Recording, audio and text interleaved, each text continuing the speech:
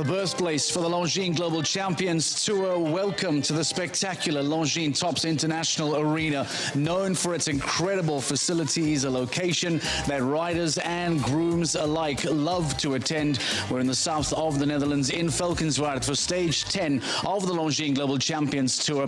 The sun is attempting to break out. We are hopefully waiting for a lovely summer's afternoon with the incredible grass top that is standing by for us today. This is stage 10 as we get ready for what should be a fantastic LGCT Grand Prix. What better way than to start off the afternoon, to start off stage 10 in Valkenswaard with a local Dutch rider, a man who has won here before. He knows exactly what is needed to conquer this incredible grass turf. We welcome Maikel van der Vleuten into the studio today. Maikel, welcome. For a man that spends his life on the road, it's probably a nice relief to have some local shows. Nice to come back to Valkenswaard. No, absolutely. I think it's definitely one of the nicest venues we have worldwide. I think it's a fantastic place to ride together with your horse. I think the horses are feeling very well on this beautiful grass arena. I think we have quite many spectators today, so I'm looking forward to it. They will be cheering for you, I have no doubt. How much do you remember of 2019, that victory back here in 2019? What do you think of if you reflect back on that memory? Yeah, I remember it was a fantastic atmosphere, and as you said, you have, of course, in your home country always many people standing behind you, wanted you to win. So when that works out, that was a fantastic feeling for me, and I really got the great support from the audience. How do you feel 2025 is going? Because it feels like you're flying under the radar somewhat. The consistency has been there. You are scoring at each of the stages. I think 4th currently in the rankings now. So it feels like a quiet season for Maikel van der Vleuten, but you're very much knocking on the door. How does the season feel for you? As you said, I was, to be honest, from the beginning, not really busy in my mind for the overall already. But then, the stages I jumped, it went actually pretty okay. So now, Are you changing that thought? Are you starting to think? Yeah, now you think, you're 4th, and I mean, you still have a few scores to go as well. By the way, exactly. You're only on 6. So you got some scores to go. So then you think, oh well, let's try to focus on it and try to keep the consistency in my results, and then one time it will go better than the other. But I think there will be a possibility to get into the top 3 score overall. Yeah. Do you identify particular shows that you try target? Let's say now you have 6 of your 8 qualifying scores. Do you start to look ahead and choose them wisely with stages that you know you perform well in, or do you come to all the shows and see what works? How do you plan it?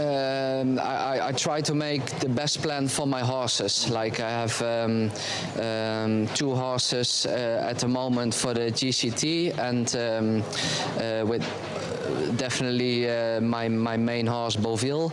So I try to make a good plan for him. Maybe I have to skip until the end, like maybe 1 or 2 globals, but you need them sometimes for the horse, you know, to pick some rest for them. But I almost can do them all. So let's see how we can keep the consistency. I don't think that we've really watched the stage where Beauville hasn't looked comfortable. Beauville comes here today. Talk to us about how Beauville feels ahead of today's LGCT Grand Prix. What's the feeling been like in the stage? No, I must say the qualifier on Friday felt actually very comfortable. We had an unlucky fence down towards the end, otherwise we would have had the win. So I think he's feeling good. That's already the most important for me.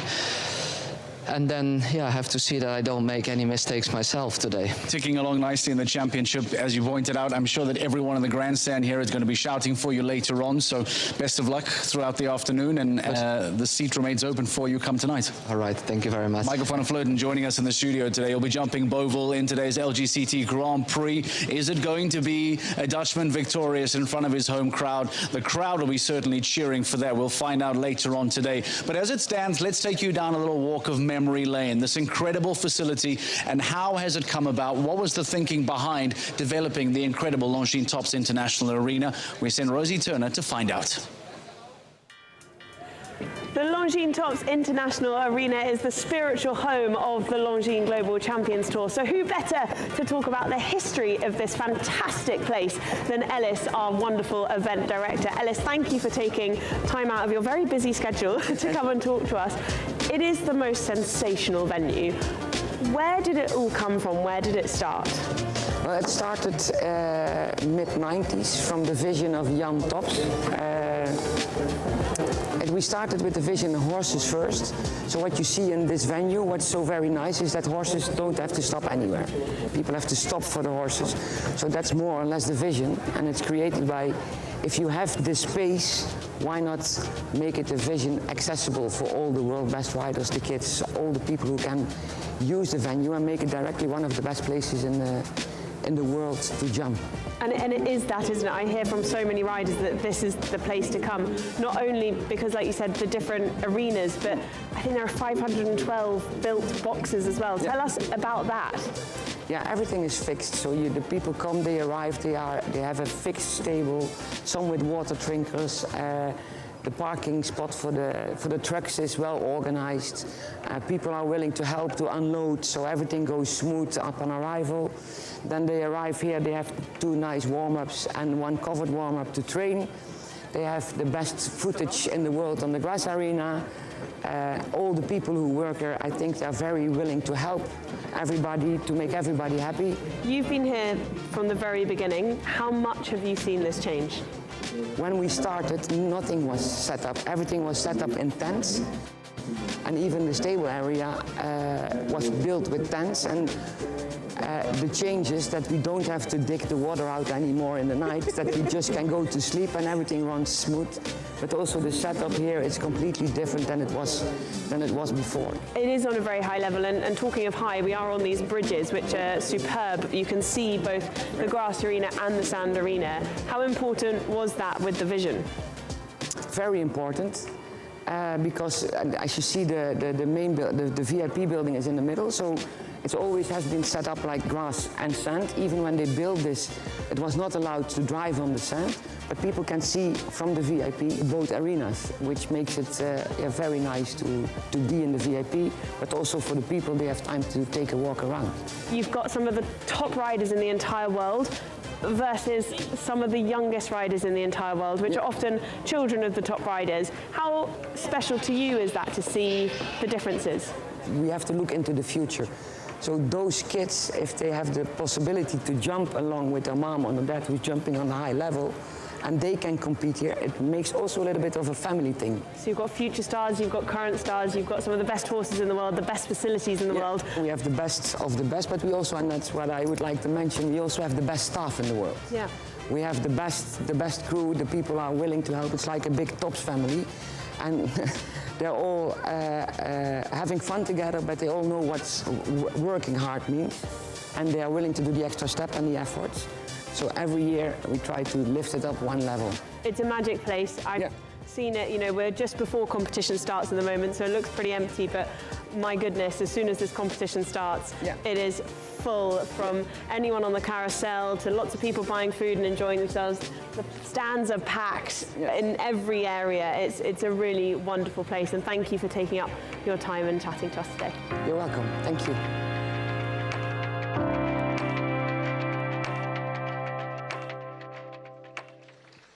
For anyone that has ever spent a significant amount of time at the Longines Tops International Arena, they will know that Ellis is one of the most outstanding characters and one of the most recognizable characters here at the arena. So very nice to have her on the show and give us a bit of a walk down memory lane and some explanation as to how and why the Longines Tops International Arena has become known as the birthplace of show jumping. Before we dive too far deep into Valkenswaard, as always, we'd like to catch our breath and just reflect on what brought us to this point. This is stage 10 in the south of the Netherlands, but just a few weeks ago, we found ourselves in the heart of the United Kingdom at the doorstep of the Royal Hospital, Chelsea. Let's reflect as to what took place in stage 9 in London.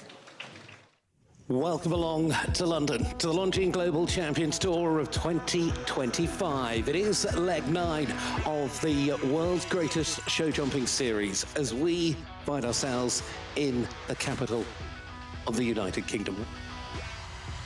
First to go, Niels. Now the turn back to the last. How fast is he going to go to it? Really nice round, a wonderful round indeed. One of the fastest partnerships in the jump-off is in Ben Mayer. Is this going to be enough? He's got to jump the last and leave it up. He's flying along. Will that win it for him in London? We will see. Ben Mayer, point break. Christian Kühner and Checker 47 for Germany.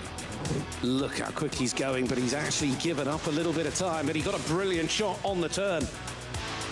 Now, how fast can he go on the turn back to the last? 40.79. That's the time to beat. Is it to beat for Christian Kühner? Can he get there? Yes, he can.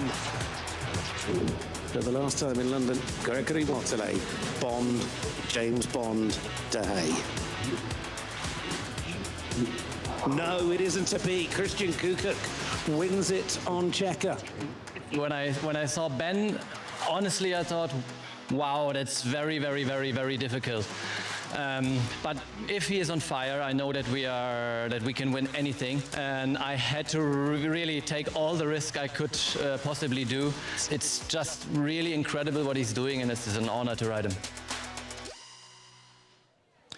Christian Kühner said that if he were to ride that jump off 10 times over, he reckons that he would never be able to do again what he was able to do in London in the previous stage. That's how remarkable it was. That's how unique it was. Describing it somewhat as a once-in-a-lifetime performance. That's how good Checker was, Checker is, and Christian Kühner is as well.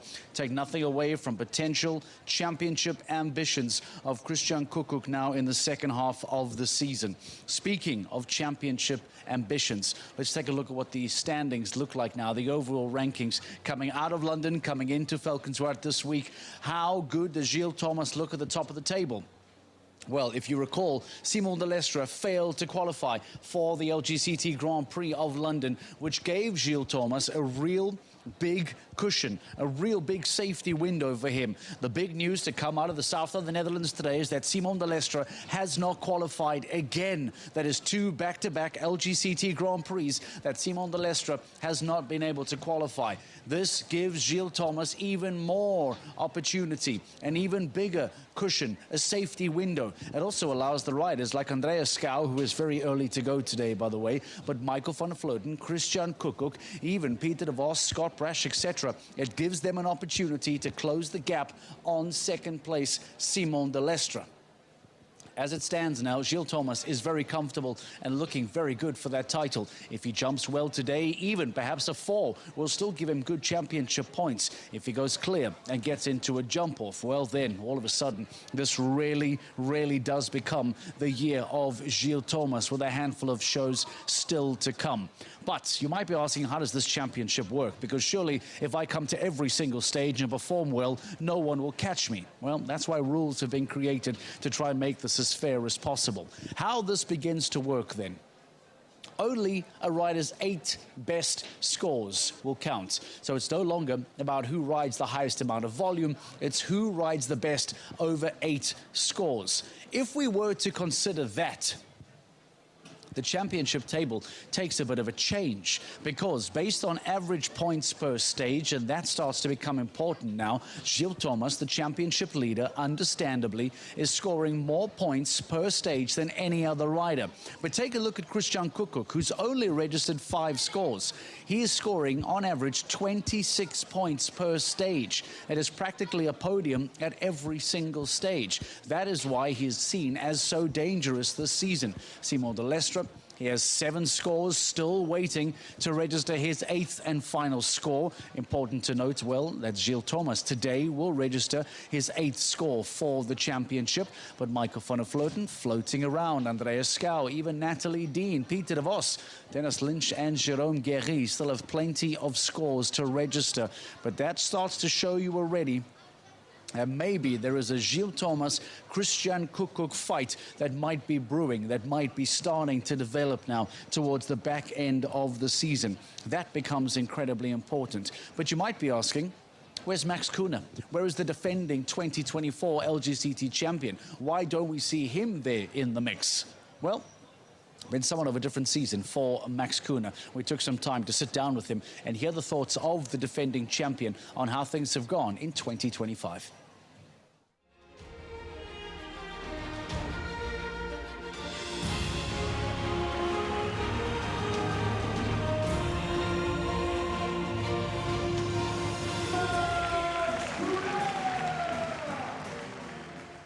This season I'm a bit unlucky with my top 3 horses. They are not really in the top shape, and all 3 of them. And yeah, just no working, come back, that they come back, and yeah, also working on younger horses for their coming.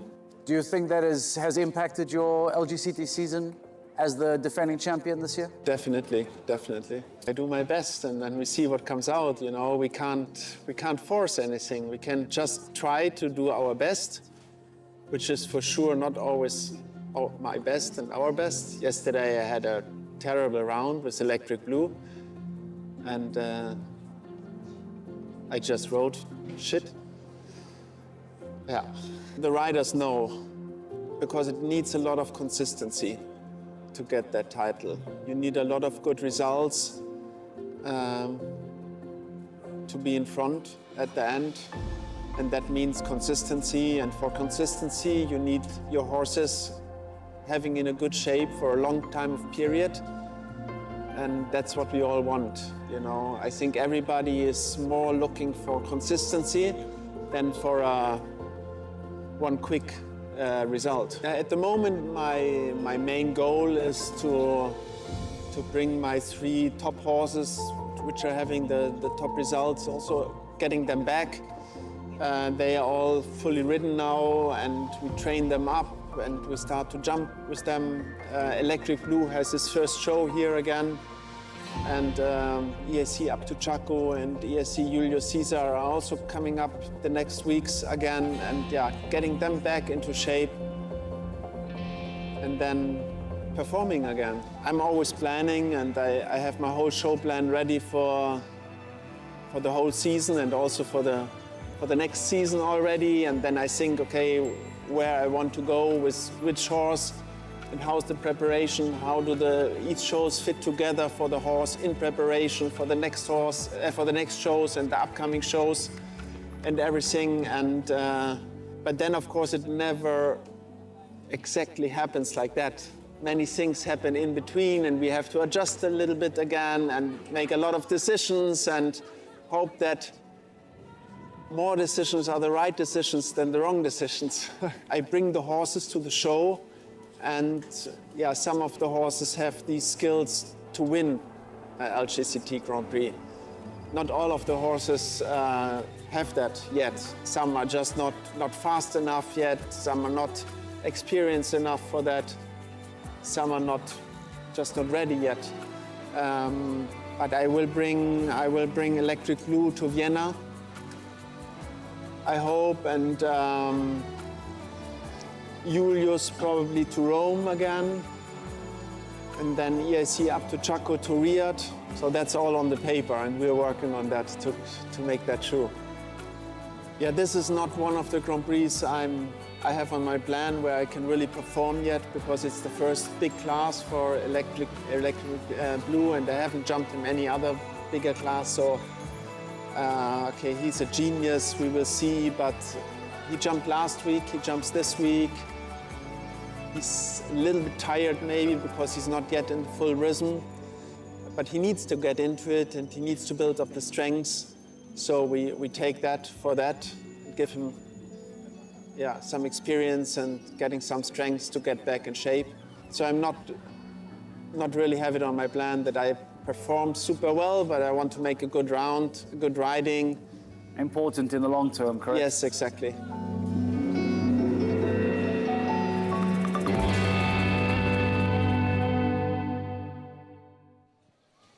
We certainly haven't seen the last of Max Kühner, but it once again just reminds us how intense a deep Longines Global Champions Tour championship run really is. How much it takes out of you, how much it takes out of the horses. This is an intense marathon. It is certainly not a sprint, and it shows you how prepared you need to be when it comes to rider availability, horse fitness. Max Kühner is now making sure that there is still many more good seasons to come in the future. Speaking of today's stars here today at the Longines Global Champions Tour Grand Prix of Valkenswaard, let's bring Rosie Turner into the show. Rosie, talk to me about the start list. What are some of the names that we see, the big names, perhaps some names that are missing as well? Who stands out for us today on that start list of yours ahead of today's Grand Prix? Yeah, thank you, Mark. I actually want to start with what you just said there, is that some people are missing, and there's a big reason for that, which is a bit different this weekend. Most weekends that we see, sort of if you drop 2 penalties in the qualifying, you do get in to the Grand Prix, but that is not the case this weekend. We've got 18 of our riders qualified with a clear round, and the rest were only on full penalties. So if we start with Andreas Schouw, he qualified with 4 penalties, which in normal times would be very much middle of the pack, but in this week, that is the end of the pack, which is very interesting and shows the amount of amazing riders and horse combinations that we have here this weekend. But let's have a look at some of the favourites, starting with Andreas Schouw, who brings in Napoli, who's come 6th in Monaco with a clear. He was 6th in Cannes as well and 4th in Shanghai. The horse has been jumping clear all of the LGCT Grand Prix this season, which is a huge, huge feat. We've also got Kim Emmen, and now I've put her on my list as well because she does bring in a newer horse, who's never jumped on grass before, but she said he was feeling really, really good. I have just seen her though, and she looked very, very focused, so we've left her be to walk this course, because a lot of these riders are walking this course over and over again, which I'll go into in a little minute, just to talk about how tough this course is going to be today. We've obviously got Katrin Eckermann coming in, such a brilliant rider with Chao Li. Chao Li's been so consistent, such a fabulous horse, but what I didn't realise until today is it's never jumped an LGCT Grand Prix. So this is the first time we'll be seeing Chao Li in our LGCT Grand Prix, which is hard to believe actually by the way she's been jumping. Kukuk coming in as well. Harry Smulders on Monaco. What a fantastic horse this is. And of course, they won the LGCT Grand Prix in Cannes just a few months ago, so they've got to be up there with the favourites. We're then going to have a bit of a break. Maikel van der Vluten's bringing in his top horse, Beauville.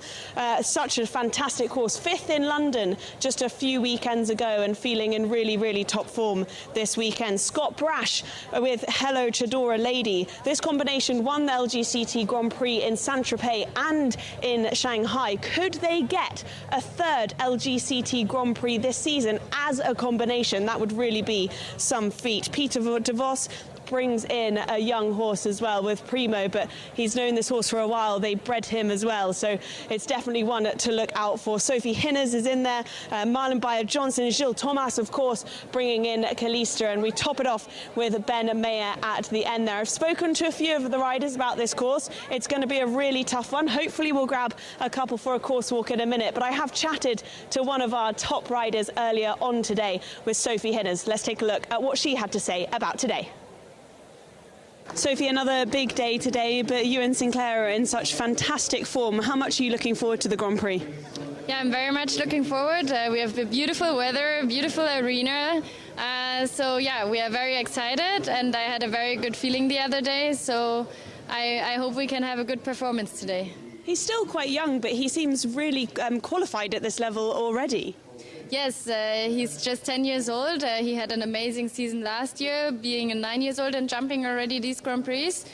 But yeah, he's keeping his shape, and he jumped already some very good rounds in a few Nations Cups this year, and also in Aachen he was very good in the Grand Prix, so I think he likes also the big grass arenas.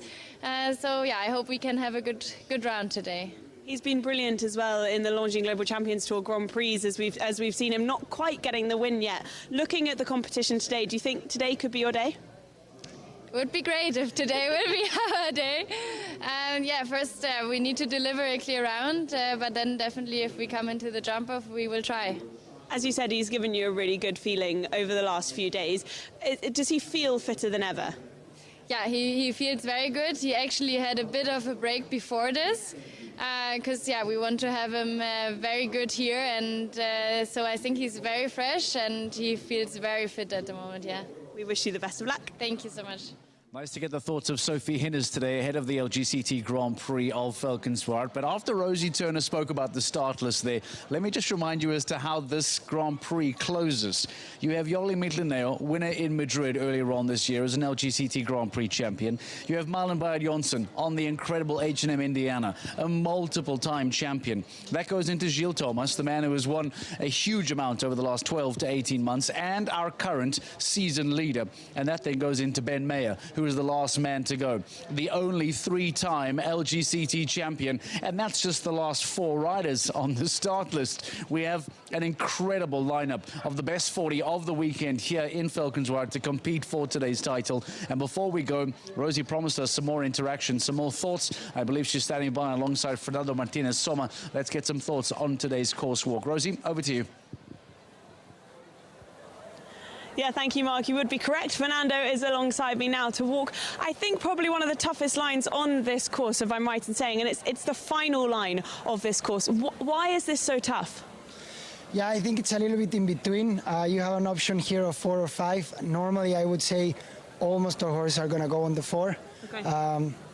Yeah, I have a little step, so in my case I still don't know, but normally it's a little bit following the 4. Are there any horses you're going to be watching before that might have a similar stride to see what they do? Not really. I think the ones in the beginning of the course have a big step, but anyway, I will just keep my eyes open. Well, let's walk this one. And for those people that don't know how to walk a line, let's just show them how to do it. Yeah, let's do this.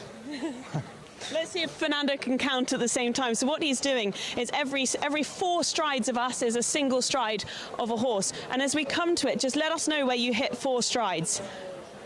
20. So, yeah, it's 20 meters. Normally we count from the base of the jump. Every 4 meters is 1 stride. Yeah. So in this case, you have a really you need a little bit space for the takeoff, obviously, and the landing. So it's a little bit tough, a little bit tight. A little bit forward, sorry, the 4. But when you've counted that, you've roughly hit about 4 strides around here. So it's quite a big takeoff for this upright at the end of the course. Exactly, that's right. So you want to do a good jump there that your landing is a little bit in front of the jump, not land so deep there that you can have a little bit more space to get the jump from there, and then be able to get on the 4 not so flat. It's a big vertical towards the in-gate, so it's really easy that the horses get a flat jump here. So you really want to make the 4 with the horses on the hind end. Obviously, what we don't see is your brains when you're going around this. How quickly would you have to change your decision when you've landed from that to be able to bring them back? Well, normally, definitely, you want to get a good approach there, and because it's a wide oxer, horses are going to give a good jump no matter what, right? So normally that decision, you will have it already in the turn. Unless something happened there in the turn and you end up adding 1, then for sure the 4 are going to get so long. So I would say the only decision to doing the 5 is if something goes wrong in the turn and you end up deep in this oxer. It's going to be tough to get the 5, though, in here as well. That'll be very short. It will be very short. I think it's definitely a following 4. I was speaking to a few of the other riders as well, and Harry Smolder said to me that it's a very technical start, a very scopy middle, and then a technical end as well. You have to have everything today, don't you?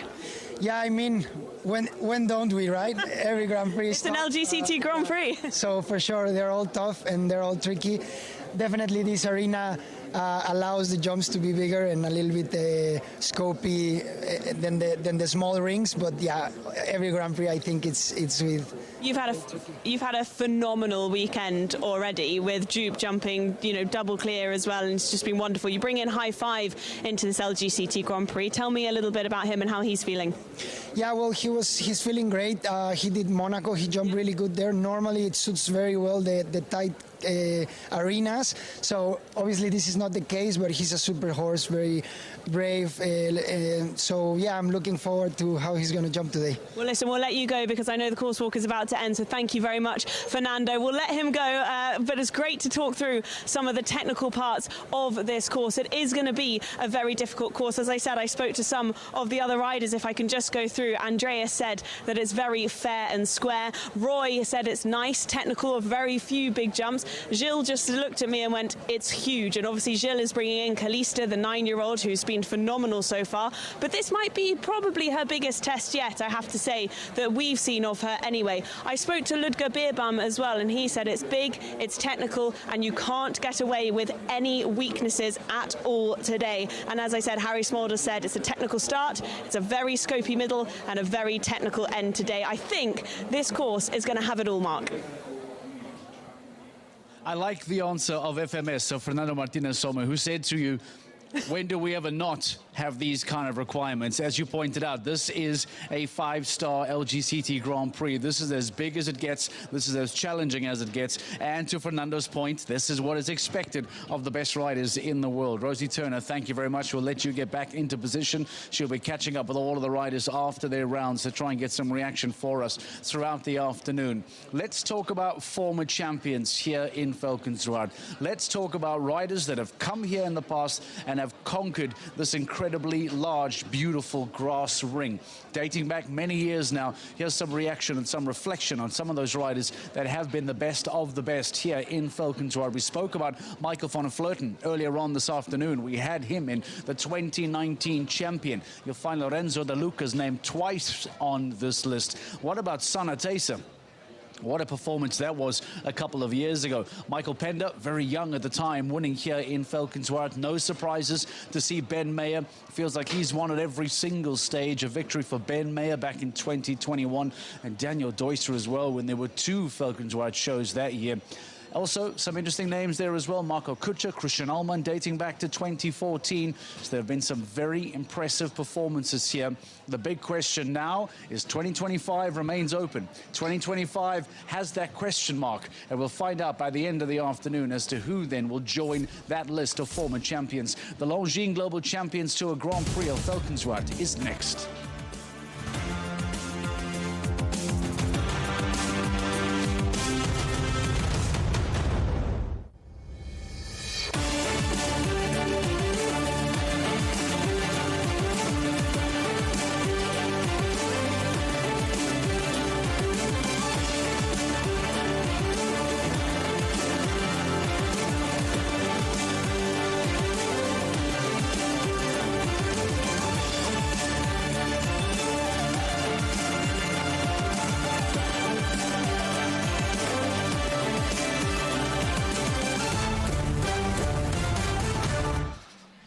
Good afternoon, welcome. The scene is set for the Longines Global Champions Tour Grand Prix 2025. This is the 10th leg of the series, and we're here in the home of the Global Champions Tour. We're in Valkenswaard. The scene is set for a fantastic afternoon sport. The sun is shining, everybody's in position.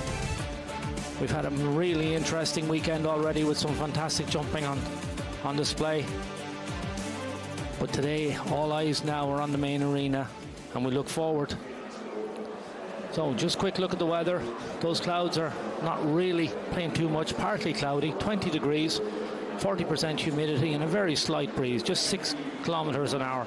Perfect conditions for jumping. Looking out on the main arena at the moment, the sun is shining.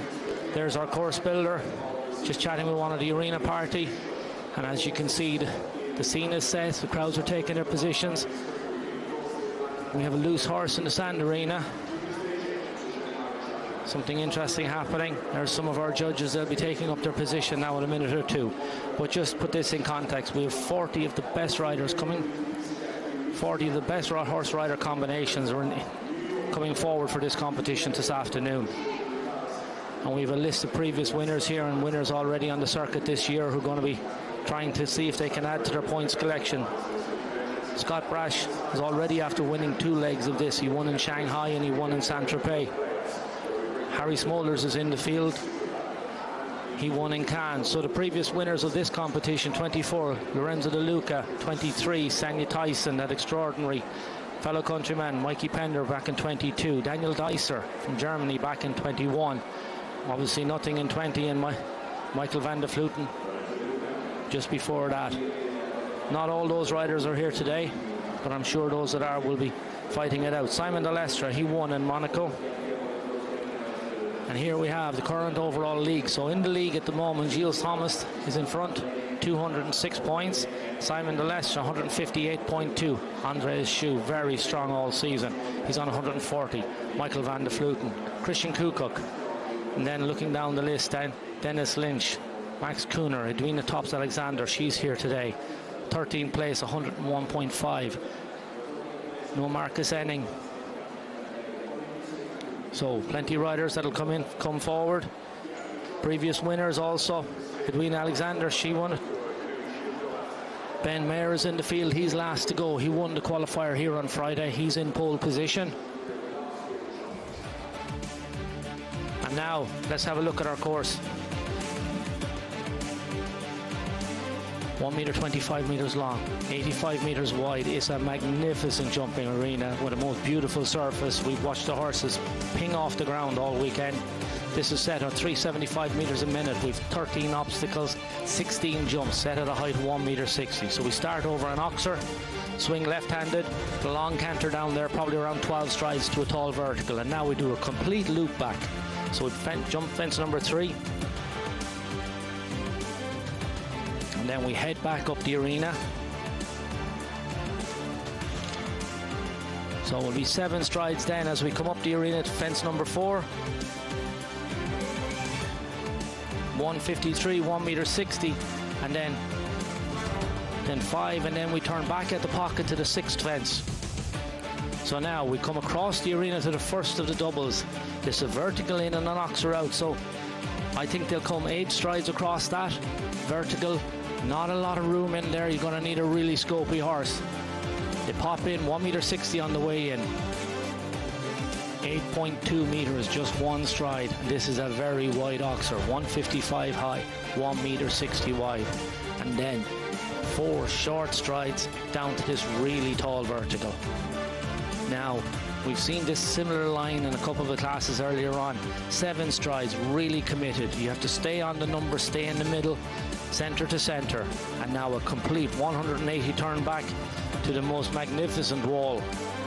Full height, 1 meter 60, and then we move up to the combination.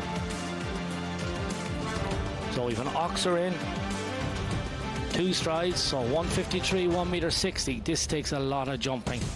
11.6 meters, 2 strides in the middle, and a really tall vertical. Little wall at the bottom, 155. You need a good vertical jumper. 8.1 meters on the way out. 153 tall, 160 wide. You need all the scope. It's coming towards the end of the track, and a difficult line, difficult turn back to the last line. Fence number 12 is a proper big oxer, 1 meter 60 wide. And now we've got a decision to make here. We're coming to the Tops gate. It's full up, 1 meter 60. Will they come 4 strides, or will they wait and try and fit into 5 and come off that last fence? Some riders are talking 4, some are talking 5. Depends on how much control you have. Julian Vizani, he's our course builder. He's been outstanding all weekend. He's built the most beautiful courses. We've had some great results and great competitions. The stage is set. We're all in our seats. We're all looking forward to this now. Christian Koekkoek, as relaxed as ever. He'll be later on to go in the draw, so he's not under any pressure at this stage. He can relax with the family and get ready to go. So the starting order, let's have a look at this. First in is Andreas Schue, then followed by Michael Grave, Emmanuel Gardiano, Hans-Dieter Dreyer, Maria Gabriela Bugel-Gasso, Geraldine Struman, Kim Emin comes in number 7, Bassam Mohammed, then Carlos Hanquiero, Hassan Turk, Max Watchman in number 11, William Grave, second there yesterday evening, Catherine Eckermann, Yuri Mansour 14, Christian Koekkoek, he's number 15, Celine Chobot-Avedo, Harry Smolders, probably one of the favourites, in 17. Kevin Stout, Nicola Philipparts, Max Kühner, Philip Wysett, Maikel van der Vleuten, Roy van Beek. Fernando Martinez Summer, he was a star here on Friday. Amanda Lebrand. Kevin Jochems won a brilliant class last night. Keane O'Connor on Ironman, number 27. Edwina Tops-Alexander, one of the crowd's favourites. Fellow Castlefield, gorgeous little horse. Scott Brash, Peter de Vos, Cassidy, Sophie Hinners, Olivia Philippars, Niels Brussels, Baz Moorings. Yoli Mittalileo, Malin Bayer Johnson on the wonderful H&M India. Gilles Thomas is second last to go, and last to go will be Ben Mayer on Corlander. He won the qualifier on Friday. Grand Prix qualifier, he gets pole position. So the first horse is at the gate. Time allowed 80 seconds. And let's see how they handle this absolutely beautifully presented course. Over 300,000 euros prize money up for offer, and of course a golden ticket to the playoffs and points for the league.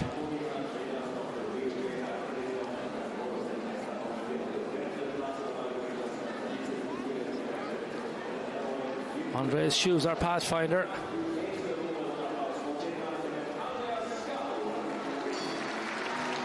The bell is gone, the stage is set.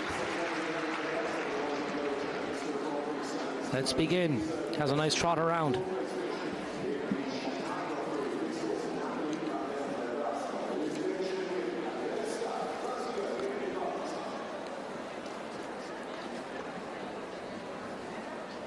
Andreas is currently lying third in the league. He's 140 points, so he's been really busy all year.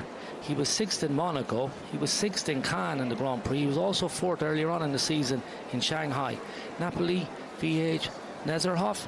He was jumped the 1.60 m class here on Friday to qualify. He's a 12-year-old gelding by President.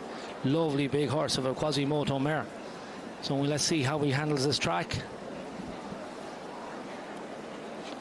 A little slip on the corner. Now you can see this bicycle fence. 7 strides up to the oxer. 6 strides. And now back from the pocket. Big oxer, the global champions fence. Unfortunately, the front rail, you can see that's quite narrow. And he comes across on the bending line. Vertical in 1 stride. Need scope, you need technique, and now you need control. That's very well done. Just sit and wait a little bit. As you very determined that's on that 7th stride. You just have to stay on it. Stay committed. Now look at this wall. 1.55 m high. Up to the combination. Big oxer in. 2 strides. Whoa. Very good on the vertical. You can see they have to come up around the corner. It's a difficult fence. It really comes at the horse. Goes to 4 strides. 73.97. Well within the time allowed. Just 1 fence down. Really good start to the competition. He's very unlucky. It's unfortunate for Andreas Skau. An early fault keeps him out of today's jump off. 4 penalties for him. If you want to watch the rest of what happens at the Longines Global Champions Tour Grand Prix of Valkenswaard, sign up for a GCTV live pass. Come and join us in the south of the Netherlands. The sun is shining and the 40 best riders are all here this weekend competing for the main prize. Sign up and come watch.